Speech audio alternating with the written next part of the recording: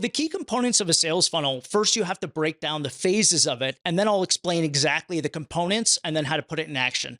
So the first stage of the funnel is the top of the funnel. So if you are watching, imagine a funnel that you use for cooking or a science project that you would either put liquid into or something granular like salt or sugar or something like this. So at the top of the funnel is where you create awareness for your service. And that can come from a number of ways. That can come from an advertisement, either a free advertisement or a paid advertisement, or something more organic like a social media post. Then comes the interest phase. And so when somebody becomes, after they become aware and then they become interested, what you want to do in that interest phase is serve them educational content. You want to serve them with things that answer the most likely questions that they might ask.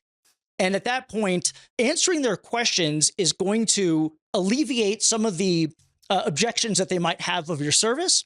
And then it'll take them to the next phase, and that's going to be the consideration stage. And so it goes from awareness, interest to consideration.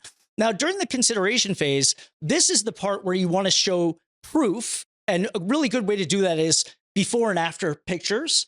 And then there's social proof, what other people say about their experience with your business. So as much proof as you can provide, either actual proof or social proof, will get them to advance to the next phase of the funnel, which is the decision-making phase.